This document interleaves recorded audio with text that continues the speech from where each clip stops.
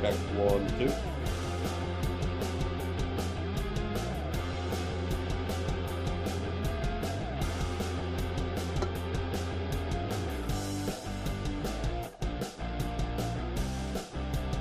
Check 1, 2.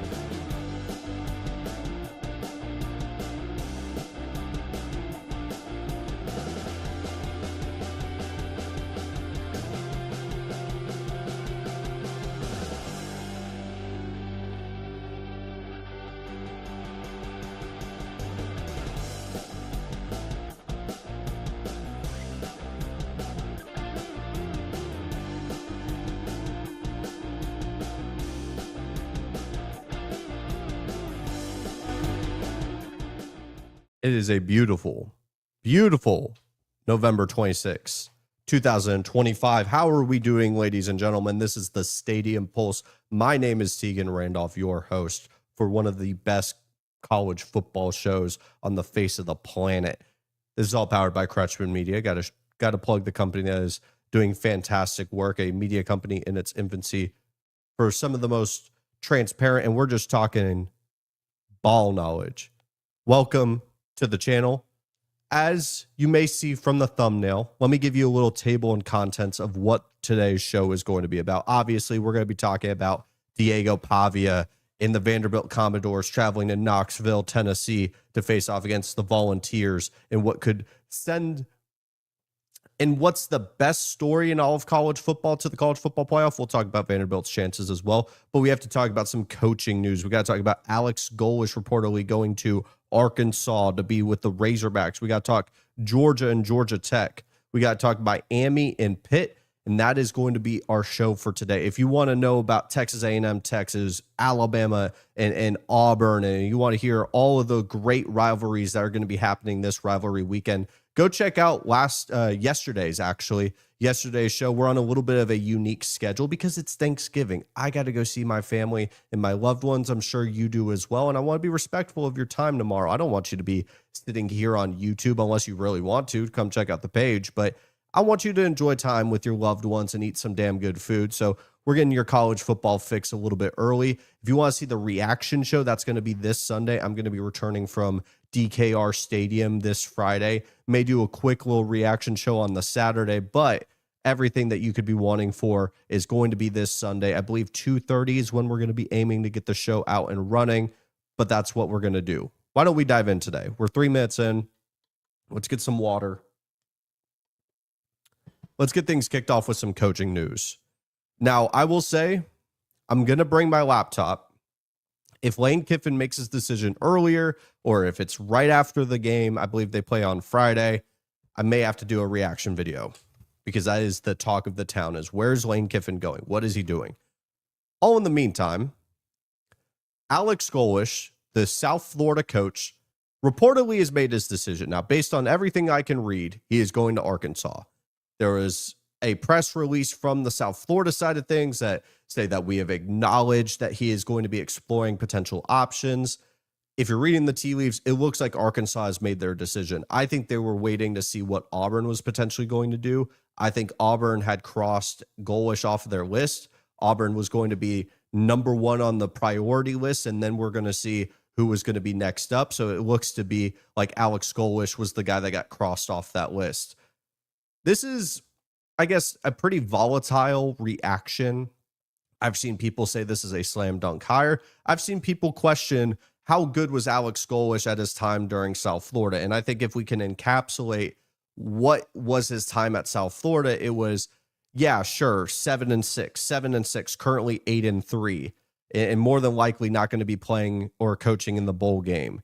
And you may see that 7-6 and say, well, he's only coached at the G5 level for 3 years. He originally was the offensive coordinator at Tennessee. He's an offensive-minded guy, and he didn't even crack double-digit wins, and now he's going to get a Power 4 job at that, an SEC-level job.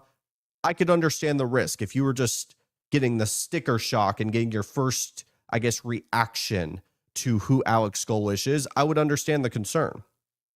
The thing with Alex Golesh and USF that you have to really double click into and not just look at the record and understand is this is a coach that not only build USF up that was dead in the water as one of the better group of 5 teams, but this was a team that was always punching up their weight class. Their offense was always really damn good. Byron Brown last year was injured, and they still managed to have a pretty productive season. And then this year we saw how good USF was. They beat Florida. This is a team that put Alabama and Nick Saban on the ropes. This is a team that has found a ton of different ways to punch up their weight class. And I think that's important to note when we're talking about the Arkansas job, because when we look at Arkansas in 2025, a team that really doesn't have their identity, you have a fan base that is holding on to every last bit of their past. I mean, we're talking about a fan base that was wanting Bobby Petrino to still be their head coach. He currently was the interim. He's not the full-time coach anymore, and that's a good thing. You don't need to be holding on to the past. I think at the bare minimum, Alex Golesh is a move for the future, a young coach that you're taking a flyer on, because at the end of the day, Arkansas is not going to have a talent roster that is going to be comparable to the Alabamas of the world, the Georgias of the world. That's not what Arkansas is ever going to be, unless all of a sudden Walmart decides to break the bank in terms of NIL funding, and maybe a little bit of success and prove it yourself that Alex Golesh more than likely is capable of. That could end up being the case, that they end up having an incredible talent roster, but that's to be seen, of course. You have a coach that I believe the expectation going into the first couple of years of Arkansas football is, can you see the development? It's not going to be seen year one. You're going to get a ton of transfers. You're going to get a ton of guys. You want to see progress from year one to year two, because the MO and what you're expecting with Alex Golesh to Arkansas is a guy that can develop and get the most out of these talented players that he can bring in. It's not going to be a guy that's going to be selling you snake oil that I can bring in all these different 4-stars. It's more about the evaluation of gems and being able to develop them. Very similar to what we talked about with Eric Morris in Oklahoma State, a coach that can find the hidden diamonds within the rough, a guy that can develop guys at the most important position, the quarterback position. Now, I know people have talked about Byron Brown potentially making the move to USF, and we've talked about Drew Messamaker as well from North Texas going to Oklahoma State. I'm waiting to see if that actually happens. I know that's a common trend that we see within college football. But I think my number one question, right, is a lot of times when we talk about the new coaching hires, we get real fixated on the top guy, and that's understandable. But my number one question for Arkansas is, what is that defensive staff going to look like? Because I have confidence that their offense is going to be good, especially early in the tenure for Alex Golesh. That's his MO. That's his specialty. But that's been the specialty for Arkansas with Bobby Petrino and Sam Pittman over the past couple of years, and their defense is egregious. It is one of the worst defenses, easily the worst defense in the SEC, at least this year. They come in, they fire Sam Pittman, they fire the entire defensive staff, and it gets worse. What is that defensive staff going to look like? Because I think that's what's going to make or break success early for a guy like Alex Golesh.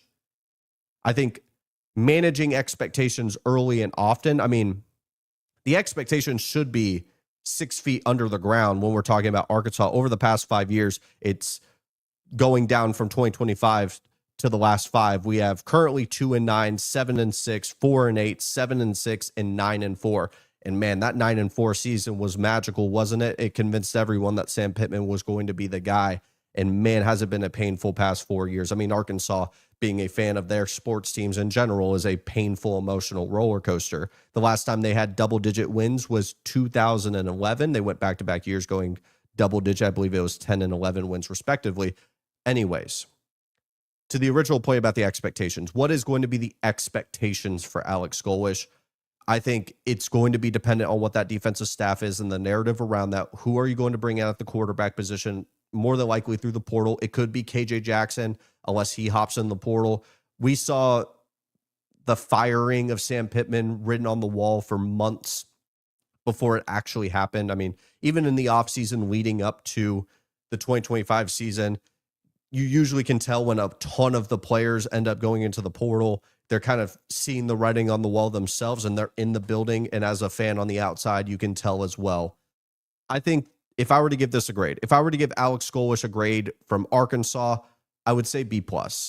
I originally, my gut was saying A-, but I'm really holding on to giving an A grade to a James Franklin to Virginia Tech. I think that's an A+ hire. I think that's a slam dunk.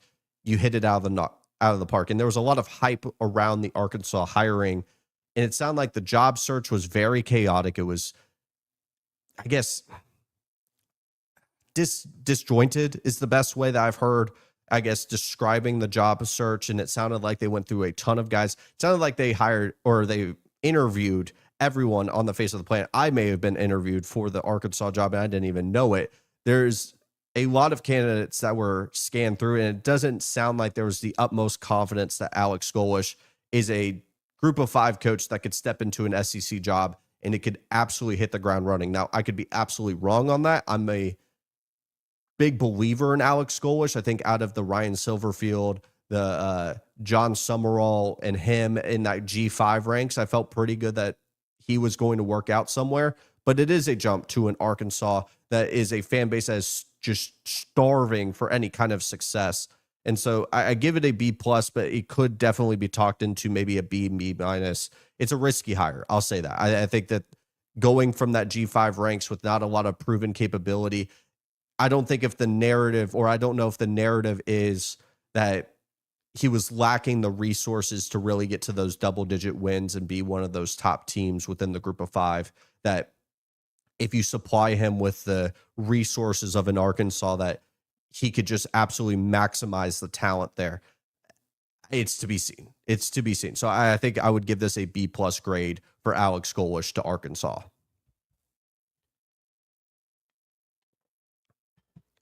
I cannot wait to see where Lane Kiffin goes. I cannot wait to see where Lane goes, because it's going to either break the internet or I'm going to have to apologize for a lot of the mean things I've said to Ole Miss. But let's dive our toes right on back into rivalry weekend, one of the loaded slates of college football. Let's talk about the thumbnail. Let's talk about the title of the show. Number 14, Vanderbilt will be traveling into Knoxville, Tennessee to face off against the Tennessee Volunteers. 2:30 Central, 29th of November. What do we think this game is going to go? Now, let's set the stage. Let's set the stage on how this game is going to be and what are the implications, because this is not a win and you're in situation for Vanderbilt. I think Vanderbilt is in a position. Vanderbilt wants chaos this weekend. That's what they want from this weekend, is to get a win, stand 10-2. In a perfect world, it's a comfortable, you dominated Tennessee, a ranked opponent on the road, a rival spot. You're standing 10-2, and you're looking at the rest of the field, and you're letting the dominoes fall where they may. Make the college football playoff committee tell you, yeah, you're 10-2, but you didn't make it. Now, there's only 12 spots, and what I fear the most is that a team that is 10-2 from the SEC or even the Big Ten gets kicked out of the playoff because there's too many 10-2 programs. There's too many quality opponents. And all of a sudden, for the rest of the offseason, we're starting to beat the drum of, we need to expand this. You can't have a team like Vanderbilt sitting on the outside looking in. But that's not the topic for today. We're talking about Vanderbilt and Tennessee. I think you have Diego Pavia standing here, coming off of 500 total yards against Kentucky, a defense that has been proven to slow offenses down across the SEC. And he just went for 500. He pulled a full-on Jaden Daniels versus Florida classic. And all of a sudden, in a relatively weak Heisman race, he has stamped himself into this conversation with one performance away. Say Julian Sayin crumbles in front of our very eyes, big noon kickoff. Michigan finds a way to win, and Julian Sayin, 0 touchdowns, 2 picks, and like 183 yards. Boom, he's out of the Heisman race.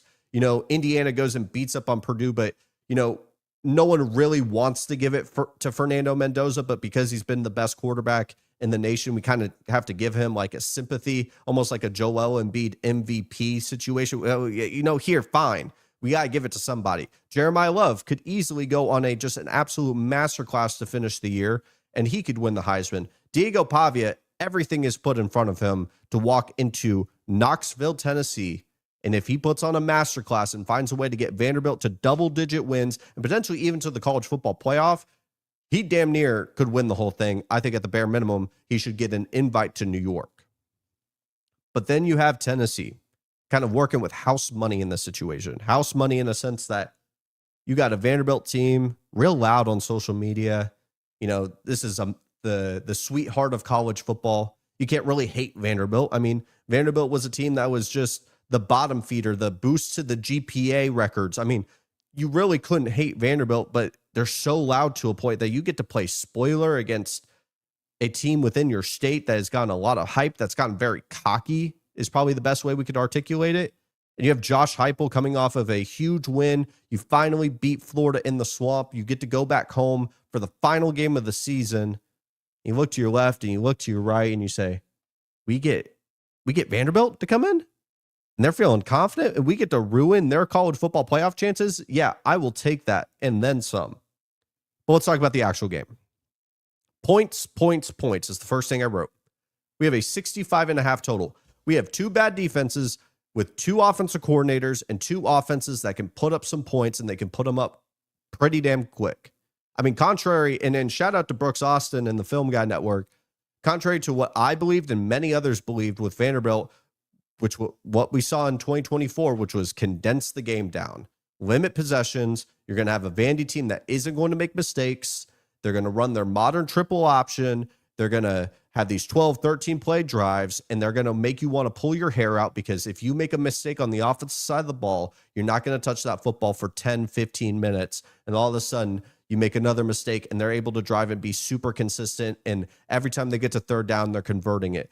That's not really the case as of recent. We're talking about a Vanderbilt team with Tim Beck and Diego Pavia that have been very dynamic and very fast. They've been able to upgrade their skill set and be able to put up points at a very fast pace. And it's been remarkable to watch. And so when we look at a Tennessee defense, more specifically their secondary that has been banged up all year, hasn't been 100% and hasn't been that damn good, I fully expect Vanderbilt to be able to move the football up and down the field.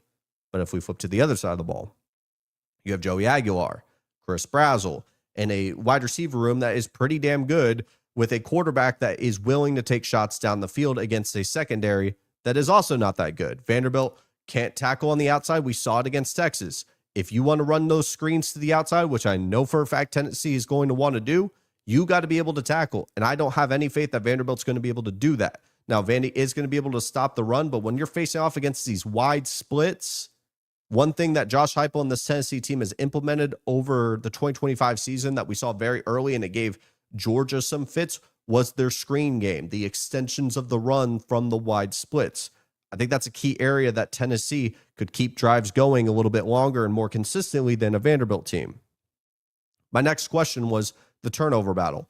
I think you could apply that for virtually any game, but especially when we're talking about Joey Aguilar versus Diego Pavia, Pavia not being one that's really going to put the ball in harm's way, and then you have Joey Aguilar, where his vice or his weakness throughout the entire season, and honestly at his time during App State, was turning the ball over. I was a little bit more concerned about it with the notion that Vanderbilt wants to shrink the game down. And like I said, if you had a turnover here and there, maybe the value of one interception for Joey Aguilar was really going to be felt in a game like that. And it still can be that case, but I think you get a little bit more breathing room if you do make a mistake, if Vanderbilt's going to play at the pace that they've been at. I also think who's going to be able to run the ball better is a key factor here.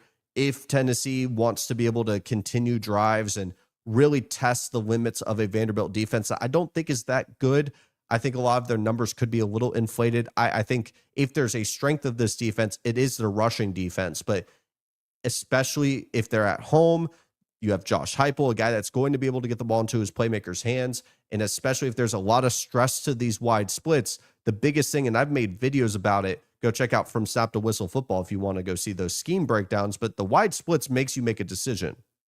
You got to decide how many people you want to put in the box. Do you want to bring a safety down? Do you want to allocate more pieces to the outside? It makes you make a choice. And I really am curious, does Vanderbilt feel confident about the guys in the front seven to be able to stop the rushing attack, or do they really need to allocate more bodies to the outside because they've been struggling to tackle out there? That's a huge question in my opinion. And my very next question was literally the tackling for Vanderbilt versus the wide splits. And even with that in mind, the number one question, we can talk about the points, we can talk about turnovers, we can talk about running the ball, tackling, all that. Do you believe Diego Pavia is going to have his Heisman moment? Do you believe he is about to have a masterclass moment on the road in Knoxville, Tennessee, against the Volunteers. Do you believe that's going to happen? Because if you do, you pick Vanderbilt to win. That's the easiest prediction of your life. Do you believe that Diego Pavia is going to will Vanderbilt to a win, put them at 10-2, force the College Football Playoff Committee to tell him no, that you are not good enough to make the College Football Playoff as an SEC team with losses to Alabama and Texas? You are not good enough to make it to the College Football Playoff. If you believe that he can do that, you're picking Vanderbilt to win. But I'm picking Tennessee to win, because even though I think Diego Pavia is going to have a fine game in a shootout setting, which I expect this game to be a shootout. Vegas expects this to be a shootout. If this is a defensive battle, which, it's college football, you never know what could happen.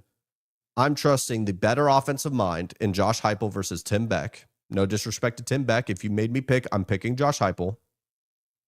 I think at home in a Tennessee spot that a lot of people are undervaluing how good this team is, especially at home. I think that they rise up to the occasion. They see the opportunity. They're working with house money here, where Vanderbilt, they have everything that this program has never seen in their entire existence, or at least in 100 years, they haven't had this much pressure and expectations and implications on a game to go double-digit wins, a college football playoff, opportunities on the line. And you just have a Tennessee Volunteers team waking up into their stadium. And with that in mind, I'm picking 41-38. The Volunteers beat the Commodores. I got to go against the grain, people. Everyone wants to think it's the magical season. Diego Pavia, I'm a little oversaturated with some Diego Pavia. I'm tired of seeing him and Theo Vaughn. I'll say it. Now, am I one that's actually going to be living in Nashville, Tennessee, and could run into either one of them? Yeah, that is more than likely going to happen. But I'll say it right now when I'm in the comfort of my own home here in North Texas, that I'm a little oversaturated on Diego Pavia. Now, would it be cool to see Vanderbilt go 10-2? I won't deny that as a college football fan. But you're asking me to pick this game. I'm picking Tennessee to win.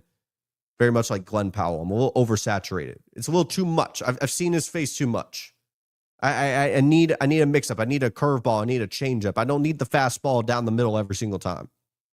Because sooner or later, I'm gonna get annoyed. I'm gonna hit it out of the park.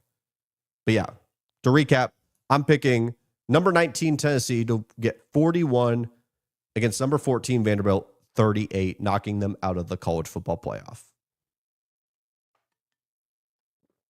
We got two games to talk about before we get out today.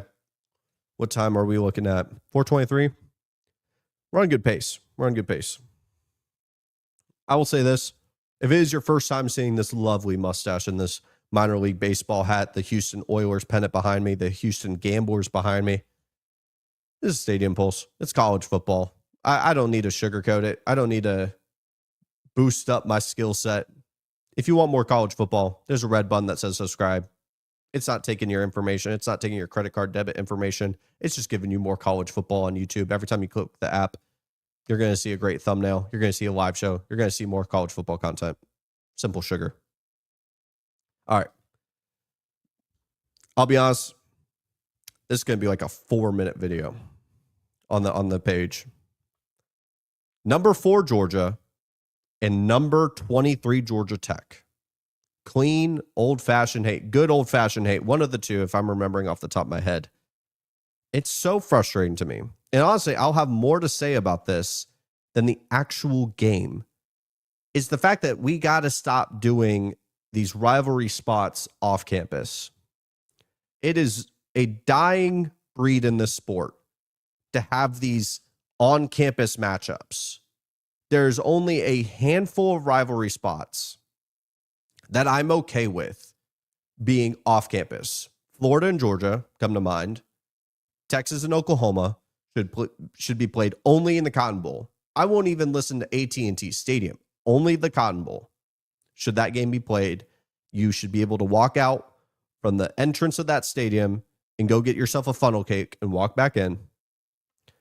And this game should be played at a home stadium. The fact that we're playing in Mercedes-Benz Stadium, especially knowing it was supposed to be at Georgia Tech, knowing that it was 7+ or 8 overtimes last year, I get it. It's money. That's the answer to most of people's problems is money. But I would have loved to see Georgia Tech in this spot to be playing at home. But we have this game, 2:30 Central, Mercedes-Benz Stadium, 28th of November. And I only wrote one thing here. I only wrote one thing for Georgia versus Georgia Tech. UGA belt to ass. That's just what's going to happen, folks. If we had a situation where Georgia Tech won last weekend against Pitt, they could be one win away from the ACC championship game. Their college football playoff hopes are still on the line. It's a rivalry spot. You never know what to expect. This is just a bad matchup for Georgia Tech. A defense that is on its last legs. And this feels like a spot, even if it's a rivalry, even though there's still going to be a lot of intensity on both sides of the ball. I'm fully expecting this to be the breaking point for the defense, where we could see Nate Frazier run for 200 yards. You could see Gunnar Stockton, 350, 3 passing touchdowns and an interception. Guys, it's Georgia in Mercedes-Benz Stadium.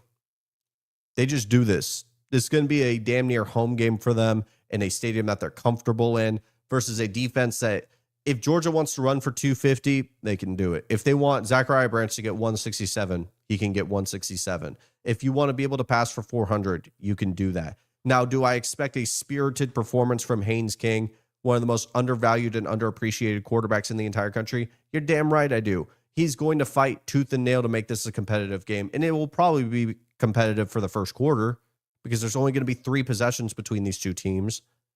I'm expecting Georgia to pull away from this game. I have Georgia 35-10.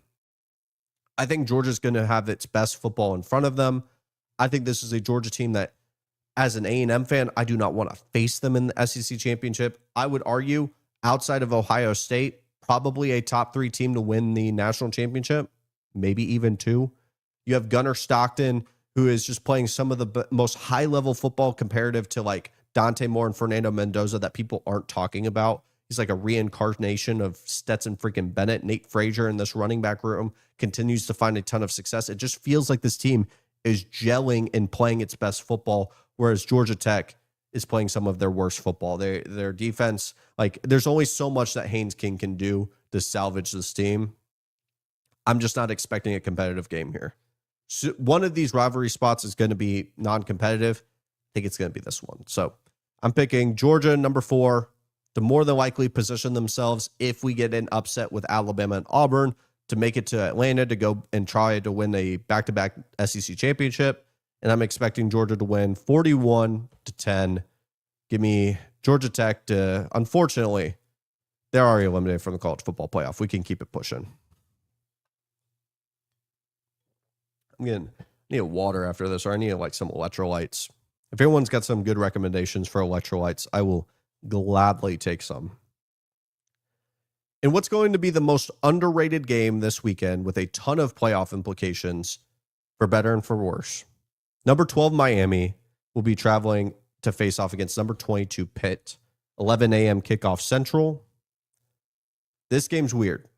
This game is very, very weird for a multitude of different reasons. Number 1, the playoff dynamic. You have Pitt that needs to win this game if they want to even give themselves an opportunity to go to the ACC championship and make it to the college football playoff. But even then, the dynamics for Miami and Notre Dame. Pitt and Notre Dame played just a couple weeks ago. Pitt got dominated. Notre Dame dominated that game. I forget the score of it, but it was by multiple touchdowns.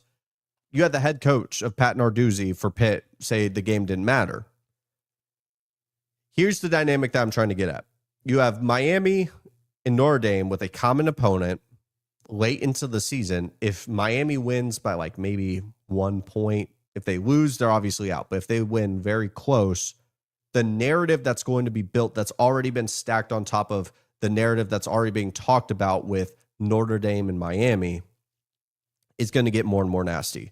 We're looking at a team that played in week 1, the head-to-head matchup, a criteria that people are trying to downplay, which makes no sense to me, that people are valuing eye tests more than the actual game that we're seeing on the field. Well, if Notre Dame played Miami, today, they would have easily won. Well, cool. Are they playing next weekend? No. Guess when they played? Week 1. I have tangible proof that Miami is a better team than Notre Dame in that moment. Would I pick Miami to beat Notre Dame today? No, I would pick Notre Dame, probably comfortably. Does it matter? Absolutely not. You have set your criteria to be comparative resumes, head-to-head, things of that nature, strength of schedule, all these different areas. To try to have Notre Dame and Miami to be in such clear gaps between each other that you can't even compare them because you don't want to go through the head-to-head comparative analysis is egregious to me. But like I've talked about with Pitt and Miami, that's going to be a huge factor in this. How does Miami, if they were to win, how does it look? Because it's going to build into that narrative. I think if they're going to win this game, Miami, it's got to be a Carson Beck game. It has to be a Carson Beck game if they want to beat Pitt. It's going to be 30-degree weather. Miami's had a very inconsistent rushing attack. It really hasn't been the counterpunch that we thought they had early into the season, and Pitt's going to be able to stop that rushing attack. And where they're vulnerable is their secondary. Now, Miami's secondary has improved. Pitt, if they want to win this game, it's going to have to be through the air in 30-degree weather. Miami's also top 15 in turnover margin. Obviously, you can't predict that, but that is something to note. And we're looking at two teams that are incredibly undisciplined. Both are top, 120? One's 131, which is Pitt in penalties. 120th for Miami. Very undisciplined teams, which, once again, I point to Mario Cristobal. I think you really rely on Carson Beck, and I struggle with this game. I'm struggling mainly for the fact that I'm barely able to talk right now, but Carson Beck has to win them this game, and you have to expect Mario Cristobal to have his team rise up to the occasion. I don't think that that's going to happen. I don't believe that I can trust Mario Cristobal. I can't trust Carson Beck in these moments. As much as I believe that Miami has to do it, they have to be able to win. They will figure it out. Like it's a no-brainer. Pitt's not that good. I don't know, man. Miami in cold weather, traveling on the road against a team that is going to be highly motivated. This is a big spot. This is an ACC game, so you know Pat Narduzzi is going to be up for it. Two undisciplined teams, but one's going to be on the road. I didn't make a prediction. Like on my sheet of paper here, I didn't make a prediction for this game. I'm going to close the book. The reason why I didn't make a prediction on this game, I didn't know. I didn't know who to pick. And as I've talked it out with you guys on Stadium Pulse and really tried to understand, is my gut feeling as I talk it out something that I'm going to double dive, triple front flip dive into? I think Pitt's going to beat Miami this Saturday. I think Pitt is fully capable of beating Miami, and we do not have to deal with the Notre Dame Miami conversation because Miami's going to find its way to not be a part of it. I think Miami, if you need to rely on Carson Beck in this spot, I'm not trusting it. I could be completely wrong. He could go throw for 300 passing yards, 2 touchdowns, and probably in this cold weather spot, 24 points is going to be enough to win. I think these are two very capable offenses, but it's going to be a very cold situation for a team that is very undisciplined. I expect a lot of stall outs on drives. I could see it happening. But I've said this time and time again throughout 2025. Even when Miami's caught a little bit of a heater, partially because of who they've been playing recently, can you trust Mario Cristobal to get up for the moment, to have his team fully ready and prepared for the moment, versus a guy in Pat Narduzzi who I fully believe with a true freshman quarterback, even though they are terrible and undisciplined in penalties, for a one-night special to be ready to go and stick it to them and give themselves an opportunity to make it to the ACC title game, although it's very unlikely. I'm going to pick Pitt to win this football game on a last-second field goal, 30-27, breaking the hearts of the Hurricane faithful. And once again, we're going into the offseason questioning, can Mario Cristobal do it? They're more than likely going to go get Dylan Raiola or Lenore Sellers, as we've heard many rumors about them hopping into the portal, probably because cha-ching, you're hearing the bag that is being ringing from Miami once again in the portal. And I think Pitt finds a way. But with that in mind, guys, I appreciate every single one of you for giving me an opportunity to talk some ball with you. This is college football through and through. That's all this channel is always going to be. We'll talk NFL draft, but it's all going to be rooted with college football. I will say this. We have seen so much traction with the show. So I genuinely mean it when I say thank you. And when in doubt, check out another video. If I haven't earned your subscribe from this show, I promise you another video will do the job. And it's free. It's free. Literally takes 0.2 seconds to click the button. And it gets you more college football content free of charge. But with that in mind, guys, thank you so much for watching. I will see you guys next time once I get this damn video to pull up. Have a great Thanksgiving as well. And you know what? If you get to this point and you're watching, what's the best Thanksgiving side? And tell me why it's not mashed potatoes.